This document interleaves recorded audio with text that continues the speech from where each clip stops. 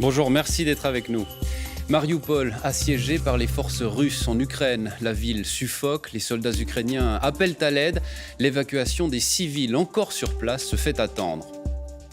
Prix de l'essence, des denrées alimentaires, des primes d'assurance maladie aussi. L'Union syndicale suisse s'inquiète de l'inflation. Elle demande plus de pouvoir d'achat pour les salariés.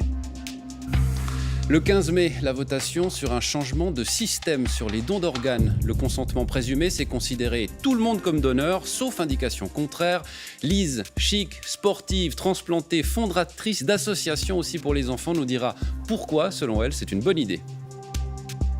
Et nous irons à Bulle danser. Les thés dansants font leur retour après la pandémie pour le plus grand plaisir, vous allez le voir, des participants.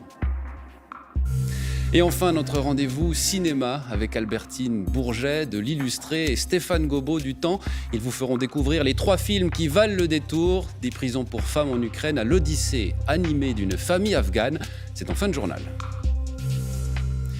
Après 2 mois de siège des forces russes, la ville ukrainienne de Mariupol est proche de tomber. Les soldats ukrainiens appellent à l'aide. Un couloir humanitaire est attendu aujourd'hui pour évacuer les civils. Laurent Bourcalter.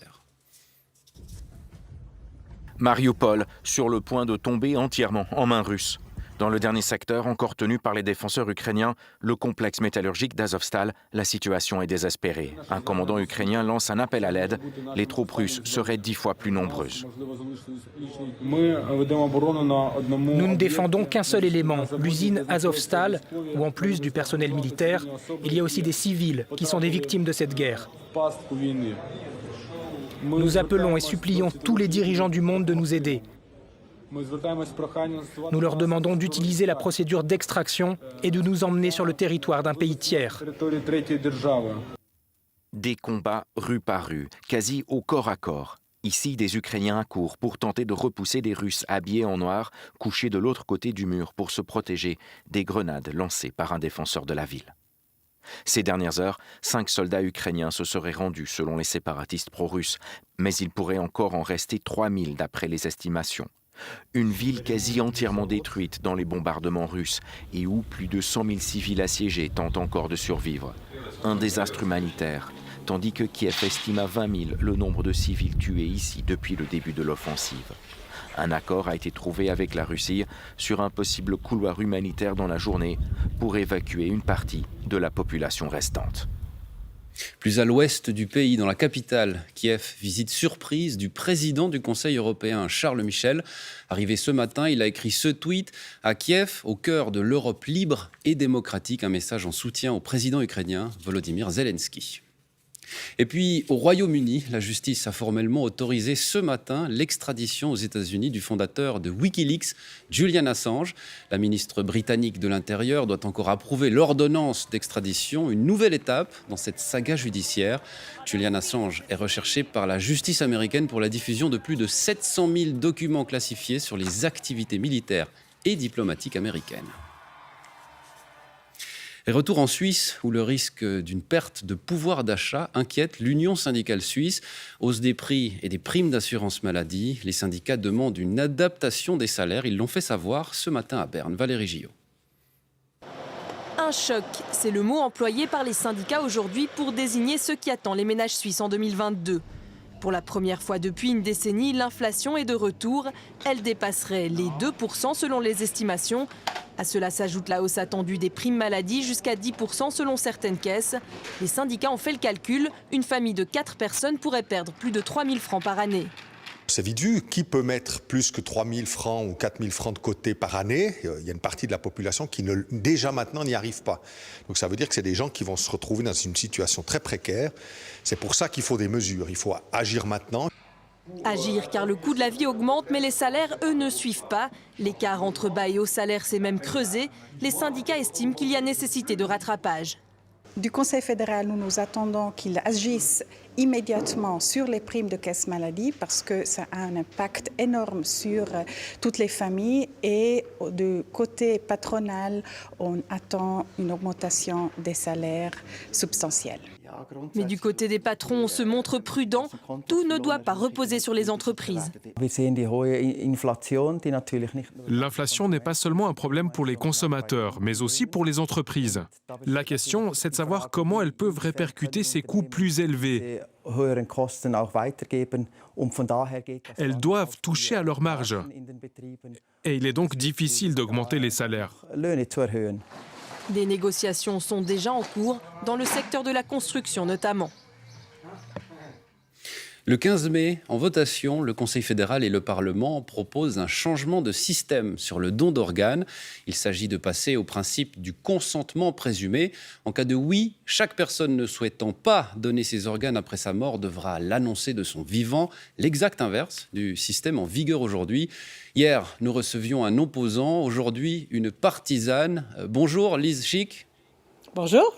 Vous êtes très active dans le milieu des transplantés, c'est le moins qu'on puisse dire. Vous êtes vous-même une sportive, transplantée d'ailleurs, fondatrice notamment de l'association Takers, des camps d'aventure pour enfants transplantés, secrétaire honoraire aussi des Jeux mondiaux des transplantés. Alors, ce changement de système au consentement présumé, pourquoi, selon vous, ça pourrait être une bonne chose ? Alors, moi, je vis bientôt 24 ans grâce à un don d'organes. Avant ça, j'avais 35 ans, je n'ai jamais été malade et je n'ai jamais pris une décision, je n'ai jamais informé ma famille. Si quelque chose m'était arrivé, ils auraient dû prendre eux la décision. Ça, c'est vraiment un cadeau empoisonné. Et je pense que c'est très bien, tout le monde sait qu'un jour, on va partir. Si chacun prenait la décision et informait oui ou non ses proches, mon travail pour moi serait fait. Le but de ce changement de système, c'est d'augmenter le taux de don d'organes. Mais on le voit dans les pays qui nous entourent, ça ne va pas forcément augmenter le taux du don d'organes. Alors pourquoi il faudrait tout de même changer de système ? Il y a 60% des gens dans les hôpitaux, les familles, quand un coordinateur, un médecin commence à parler du don d'organes, quand ils voient que quelqu'un, on ne peut pas les sauver, il y a 60% s'ils ne savent pas ce que leurs proches auraient voulu, ils disent non. Et puis, avec le recul, plus tard, souvent, ils changent d'avis, ils disent « j'aurais pu, j'aurais dû », mais là, c'est trop tard. Alors, si déjà ces gens-là savaient ce que leurs proches voulaient, très souvent, c'est oui, 80% de la population sont pour, mais ils n'ont pas dit à leurs proches. Alors moi, tous les jours, il va toujours falloir mettre la compresse, il faut en parler, et il faut juste penser un petit moment et puis dire à ses proches ce qu'on voudrait.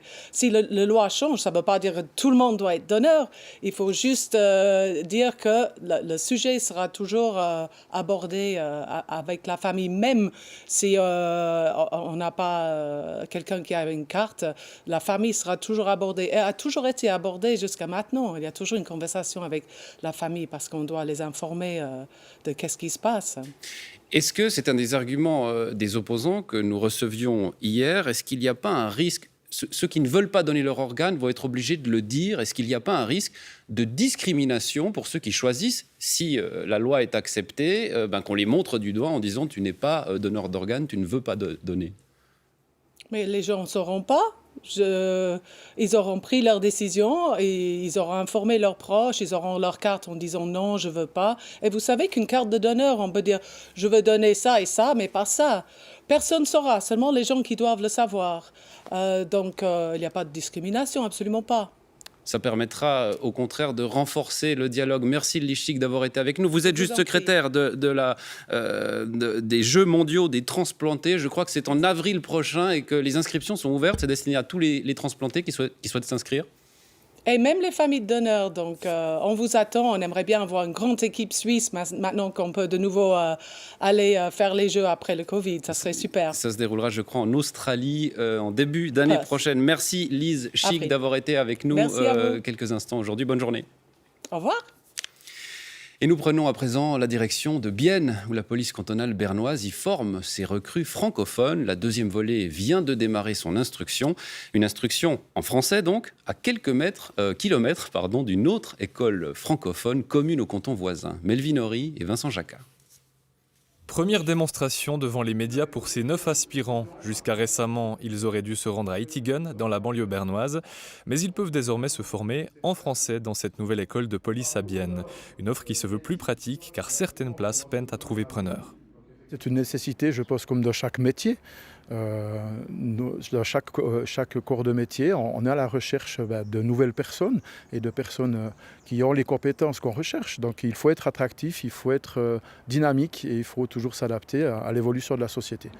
Les cantons voisins de Fribourg, Neuchâtel et du Jura ont pourtant inauguré un centre de formation commun il y a plusieurs années, mais côté bernois, on préfère maintenir une certaine unité.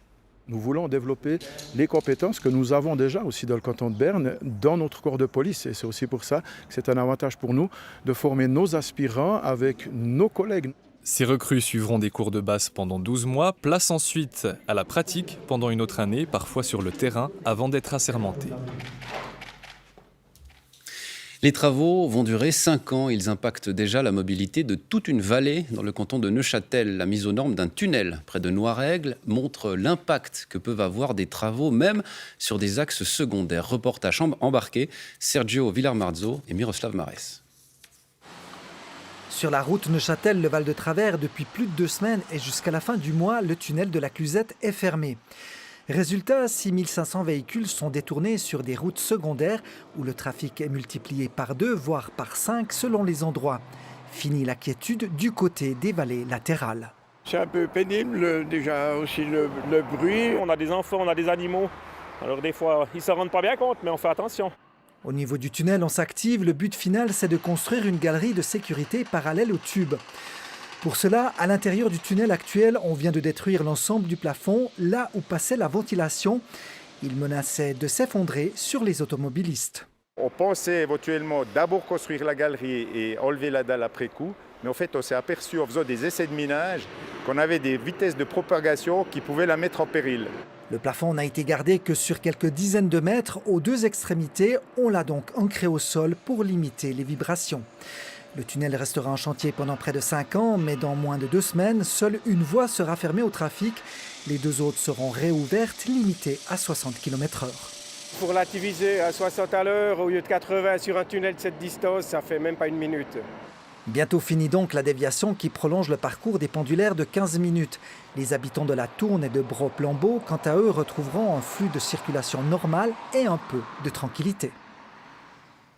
L'heure à présent de notre rendez-vous cinéma des sorties du jour et à venir avec vous, Albertine Bourget de l'Illustré et Stéphane Gobo, chef de la rubrique Culture Autant. Bonjour à vous deux.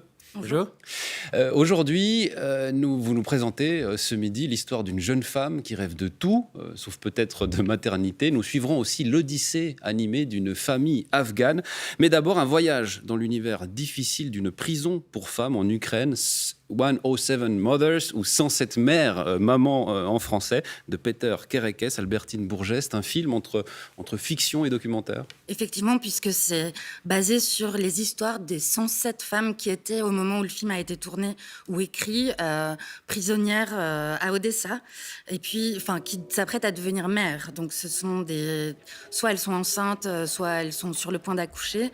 Seule l'actrice principale est une actrice, les autres sont de vraies prisonnières ou gardiennes. Donc c'est une plongée assez étonnante comme ça dans cet univers. Alors c'est pas un film à l'américaine où la violence explose, tout est feutré comme ça. Alors évidemment maintenant il y a la guerre, mais ça se passe il y a pas si longtemps. Il y a quelque chose de très décalé. Elles ont un fichu, des petites blouses en fleurs. Enfin on a l'impression d'un retour dans le temps. Alors, le sujet est très intéressant. Le film m'a un peu laissé sur ma faim. On reste à distance de ces femmes, peut-être volontairement. L'image est très belle. Il y a le directeur de la photo est un photographe, Martin Collard. Donc, c'est très beau. Avec la lumière, c'est très graphique. Mais j'ai pas été très touchée par les histoires qui sont racontées. Stéphane Gobo, est-ce que vous partagez l'analyse d'Albertine ? Malheureusement, c'est un peu le même problème. On suit 2 destins en parallèle. Voilà, c'est le personnage principal, cette femme, Lesia, qui accouche dans Petit Garçon. Il y a une sorte, après je ne vais pas parler de suspense, mais la grande question c'est quand les enfants ont 3 ans, ils doivent quitter la prison. Et qu'est-ce que font les mères qui sont encore emprisonnées alors que leur enfant doit sortir de prison? Qui va le garder? Comment il va grandir? Il y a ça. En parallèle, on a le destin d'une gardienne qui est aussi quelqu'un de solitaire, qui essaie d'être maternelle avec ses femmes, qui est elle-même une vieille fille un peu perdue. Donc on suit un peu ces destins en parallèle. On s'accroche finalement pas à grand-chose et c'est peut-être la volonté d'être proche du documentaire dans la démarche qui fait que ça nous éloigne un peu du film. Si le film avait été plus fictionnalisé, peut-être qu'il y aurait quelque chose de plus intéressant. Sur le moment, c'est un film assez fort, mais j'ai l'impression qu'on oublie assez vite. Il s'est malheureusement effacé assez rapidement de ma mémoire. Un film qui vaut peut-être quand même l'immersion dans ces prisons ukrainiennes, mais on va passer la deuxième sortie, c'est celle de Ninja Baby. C'est un film de Inge Wild Sve Flikke, pardonnez ma prononciation. C'est un film norvégien, l'histoire d'une jeune mère, donc, qui voulait tout devenir, Stéphane Gobot, je crois qu'on peut le dire comme ça, sauf maman. Sauf maman, effectivement, le début, on a une impression un peu quand même de déjà-vu, des histoires d'une jeune femme qui tombe enceinte, malgré des méthodes de contraception, grossesse pas désirée, ça on l'a déjà vu. Ce qui est original dans ce film, c'est adapté d'un roman graphique d'une autrice, d'une dessinatrice norvégienne. Et donc au bout d'un moment, ce personnage principal qui est dessinateur, elle a 23 ans, elle va commencer à avoir une relation, elle va voir ce bébé apparaître, une sorte d'affreux petit bonhomme comme ça, qui surgit par moments animation. Elle va avoir un dialogue avec cet enfant à naître qu'elle ne voit absolument pas. Et tout le film va dérouler ceci, le fait qu'elle n'a pas d'instinct, en fait, elle ne veut vraiment pas devenir mère. Après, je trouve qu'il y a quand même pas mal de caricatures entre ce personnage, son ami qui est très bien rangé, 2 hommes dans sa vie, on ne sait pas qui est le père, quelqu'un qui a peut-être une présence masculine très rassurante, l'autre une sorte d'obsédé qui n'a justement aucune conscience de peut-être devenir père. Il y a pas mal de clichés, c'est parfois assez drôle, assez enlevé, ça joue pas mal sur la vulgarité, mais il n'en reste pas grand-chose malheureusement au final, j'ai l'impression. Une forme de déjà-vu, si je résume vos propos, Stéphane. Albertine Bourget, sur ce film Ninja Baby. Alors oui, bien sûr, ça m'a évidemment fait penser à un film comme Juno, le grand carton de Diablo Cody aux États-Unis, mais j'ai trouvé ça assez réussi quand même. J'ai été très amusée. C'est vrai que c'est un peu cru, un peu vulgaire, mais je l'ai trouvé touchante, cette espèce de Bridget Jones du nouveau millénaire. Alors oui, c'est caricatural, il y a la coloc, effectivement les hommes, la famille absente, mais au final, j'ai passé un bon moment. Alors c'est pas un film qui restera dans les annales, mais c'était bien. Est-ce qu'on retrouve, dernière question assez rapidement sur ce film, est-ce qu'on retrouve la touche parfois des films justement du Nord, une patte ou pas vraiment sur ce film-là? Moi j'ai plutôt l'impression qu'il orne vers un certain cinéma indépendant américain. Justement, on joue pas mal sur la vulgarité comme ça. Je retrouve pas ce qui peut faire le sel des comédies assez acides comme ça, scandinaves. Ils ont peut-être voulu essayer de faire autre chose. Merci pour vos analyses. Notre dernier film, c'est un film d'animation, Ma famille afghane, de Mikaela Pavlatova. Un dessin tout en finesse, une histoire dramatique tout de même, mais bien racontée, Albertine Bourget. Très bien raconté. C'est un film qui a obtenu le prix du jury à Annecy, un grand festival d'animation.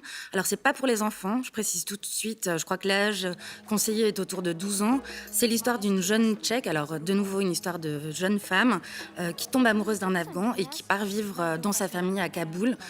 Alors, c'est là aussi l'histoire entre un peu en collision puisque c'est encore sous l'égide américaine.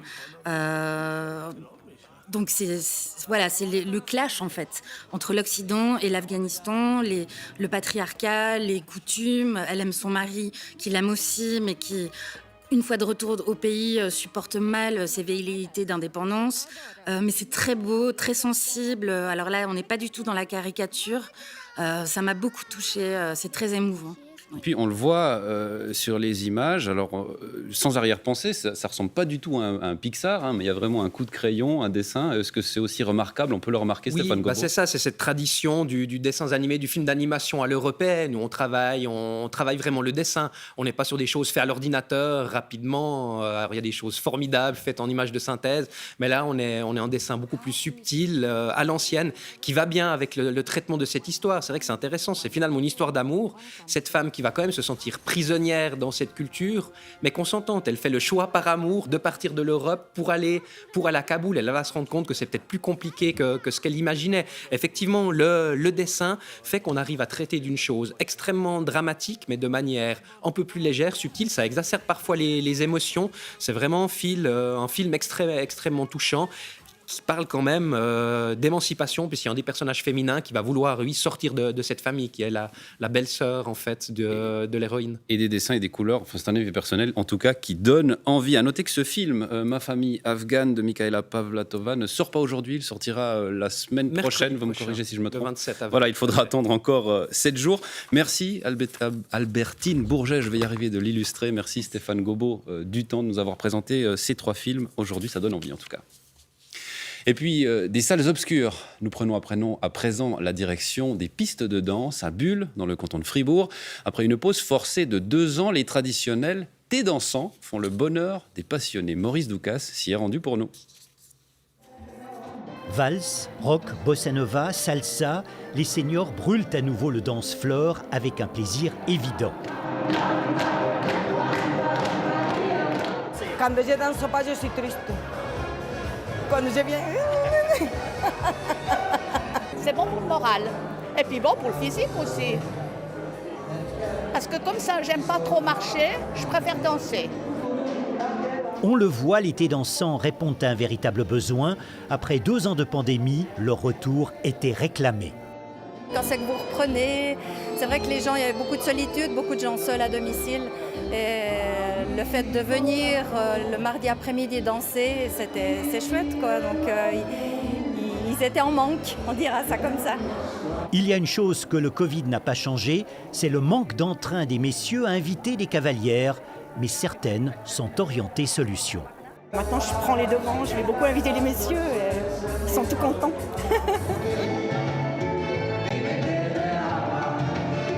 Juste après Pâques, un lapin s'est invité sur la piste de danse. Oh, qu'est-ce qui fait chaud. Les faire danser, les faire passer un bon moment, les faire sourire, leur donner un peu de vie, un peu de bonheur.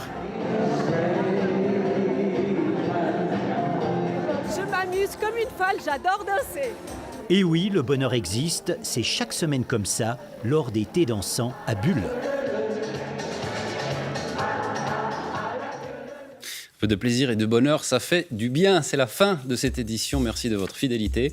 À 19h, Couleur locale sera au musée du papier peint à Mézières, dans le canton de Fribourg. Anna Schlepfer vous retrouvera à 19h30. Et tout de suite, c'est la météo de Claudia Mélangeois d'Issavois. Bel après-midi et à demain.